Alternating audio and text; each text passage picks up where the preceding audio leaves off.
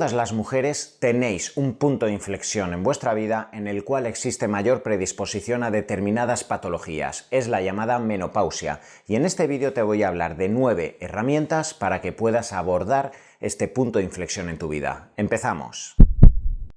Si es la primera vez que estás en mi canal y quieres estar al corriente de vídeos alrededor de la nutrición, de la psiconeuroinmunología, de la suplementación deportiva, suscríbete al canal, dale a la campanita y estarás informado de todos los nuevos vídeos que voy a ir subiendo. Cuando hablamos de la salud hormonal femenina, tenemos que hablar de las diferentes fases a lo largo de la vida por las cuales va transitando la mujer. Tenemos la edad pediátrica, tenemos la edad fértil. Dentro de la edad fértil tenemos diversas fases a lo largo del ciclo menstrual, la fase folicular, la fase luteínica, la menstruación, etc. Pero sin lugar a dudas existe una fase que os preocupa a todas vosotras por la repercusión que existe a nivel del perfil lipídico, mayor predisposición para aumentar grasa, mayor predisposición de accidentes cardiovasculares y cerebrovasculares, y es la menopausia. Ese punto de inflexión en vuestra vida en la cual el ovario deja de trabajar, ya no se liberan estrógenos, progesterona, el poco nivel de testosterona que tenéis también disminuye, y desde ese punto quiero que sepas que no existe riesgo ni para tu salud, incluso para tu composición corporal, si haces una serie de herramientas alrededor de la nutrición, del deporte, determinados suplementos que puedas tomar. En muchas de vosotras existe cierto miedo a la menopausia, muchas de vosotras con esos sofocos, con la pérdida de la libido, de la esfera sexual, con la pérdida de fijación de minerales en los huesos, con la posible resistencia a la insulina que puede ocasionarse a partir de los 50 años, pues existe cierta incertidumbre, miedo a qué va a ocurrir, etc. Pero quiero que sepas, vuelvo a repetirte, que la menopausia no es una sentencia de muerte, no implica que hasta los 50-52 años has estado sana, te has encontrado guapa delante del espejo, tu metabolismo iba bien y de la noche a la mañana vas a empezar a engordar o vas a tener mayor predisposición para todas estas patologías, siempre y cuando estés vigilando tu nutrición, tus suplementos, tus biorritmos, el deporte, todas las herramientas de las cuales tanto yo como otros profesionales hablamos en nuestras redes sociales o en los canales de YouTube, y por eso en este vídeo voy a hablar de 9 herramientas específicas. Primera herramienta alrededor de la menopausia. Controla la cantidad de carbohidratos que ingieres a lo largo del día. Si hay algo que se observa en las mujeres con menopausia es que desde los meses previos a la menopausia y sobre todo en los 3, 4, 5 años posteriores, la mujer en muchas ocasiones puede aumentar de peso, puede aumentar la inflamación corporal, puede aumentar la grasa sobre todo abdominal, y todo esto se produce principalmente porque a partir de la menopausia la mujer puede desarrollar mayor predisposición a la resistencia a la insulina. De forma que la cantidad usual que normalmente hasta la fecha la mujer estaba comiendo hidrato de carbono, de arroz, de pan, de legumbres, de pseudocereales, incluso de harinas refinadas o de azúcares refinados, de la noche a la mañana parece que esa mujer engorda más, se hincha más, ya no tolera tan bien el hidrato de carbono. Eso es consecuencia de que el páncreas, para poder gestionar tanta cantidad de hidrato de carbono, ahora tiene que liberar mayor cantidad de insulina, y evidentemente todos ya sabemos la repercusión que tiene una elevación de insulina en plasma y esa predisposición a engordar, sobre todo en la zona abdominal, que es lo que tendemos a observar en muchas mujeres a partir de los 50 años. ¿Cuántas veces veo en consulta a muchas mujeres con menopausia, con 53, 54 años, que me dicen: doctor, es que no entiendo nada, en cuestión de 2 años es que me ha cambiado el cuerpo, no me reconozco, yo antes tenía la cintura fina y tampoco es que haya subido muchos kilos en la báscula, pero de la noche a la mañana empiezo a acumular cada vez más grasa abdominal? Es esa grasa además que se encuentra vinculada a la grasa visceral y a las patologías metabólicas. Si controlas el hidrato de carbono, empiezas a saber que el hidrato de carbono principalmente lo debes usar en los perientrenamientos, posterior al entrenamiento, que deben haber días o semanas donde incluso hagas una dieta baja en hidrato de carbono o incluso cetogénica, lo cual permita que tu metabolismo esporádicamente se vaya acelerando. En definitiva, o bien usas toda la información que existe alrededor de cómo gestionar de forma correcta una dieta baja en hidrato de carbono con sus inclusiones de hidrato de carbono cuando esporádicamente hagas deporte, o ponte en manos de un profesional para que te explique durante unas cuantas semanas o meses cómo llevar una dieta baja en carbohidratos o al menos controlarlos. Segunda herramienta alrededor de la menopausia: controla la cantidad de proteína que tienes que ingerir dentro de tu consumo diario de nutrientes.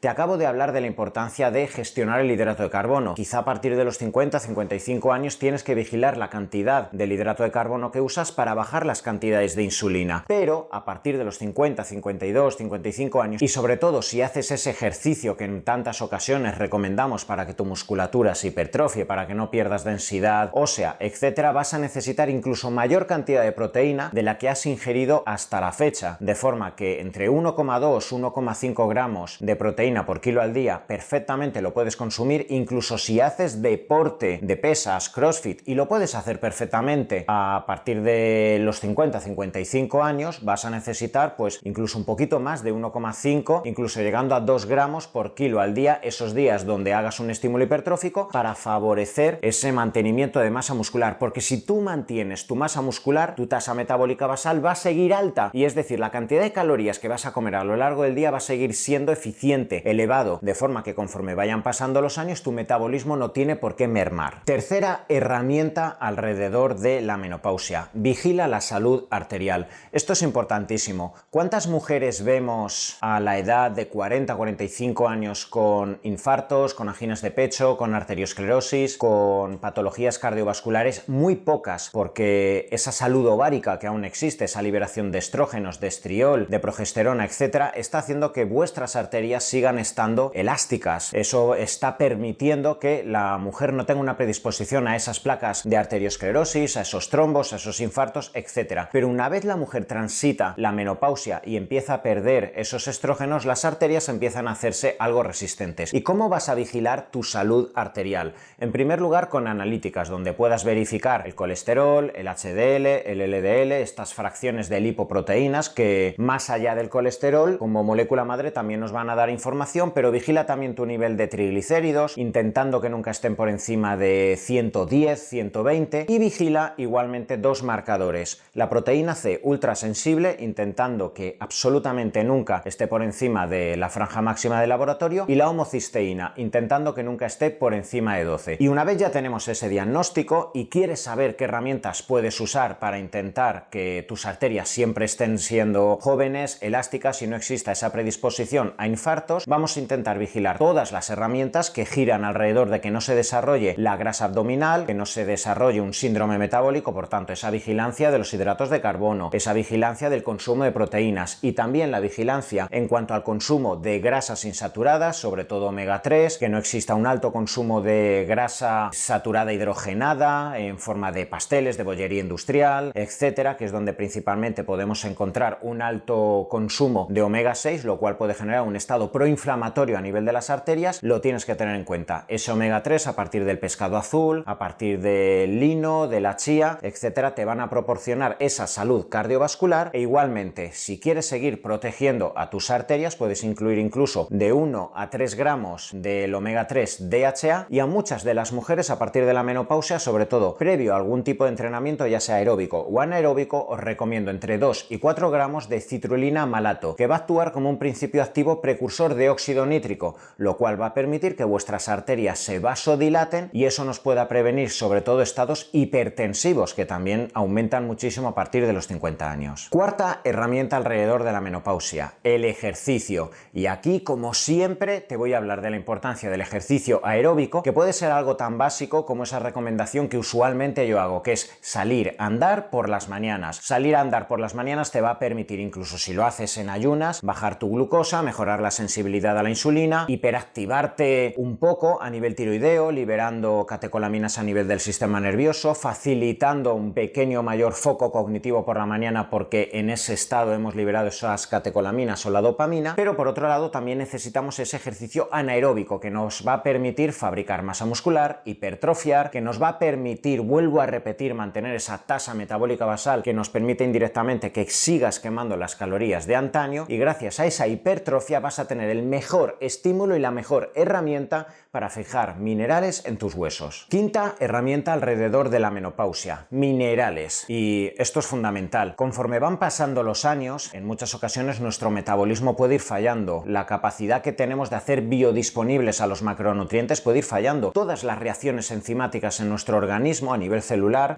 para poder usar al hidrato de carbono, a las proteínas, a las grasas, requieren de minerales. Minerales como el zinc, como el vanadio, como el magnesio, el manganeso. Todos estos minerales son cruciales, no solo para una correcta disponibilidad y aprovechamiento de los macronutrientes, sino para una correcta expresión de nuestro código genético. Necesitamos minerales. Gracias a los minerales, los ácidos nucleicos dan lugar a reacciones enzimáticas sustancias que finalmente generan la expresión de proteínas. Minerales los vamos a necesitar, por tanto, a lo largo de todo nuestro día a día, y además, si estás en esa edad menopáusica, los vas a necesitar para tu salud articular, para una contracción muscular eficiente, para esa correcta sensibilidad a la insulina, por ejemplo, gracias al vanadio, al manganeso o al magnesio o al cromo también. Y en definitiva, los minerales los tienes que incluir a lo largo del día. Ya sabéis que en muchas ocasiones suelo recomendaros minerales en forma biodisponible a través del agua de mar, pero existen muchísimas fórmulas de electrolitos de minerales que podéis encontrar en herbolarios o en tiendas de suplementación, pero no te olvides de ellos. Sexta herramienta alrededor de la menopausia: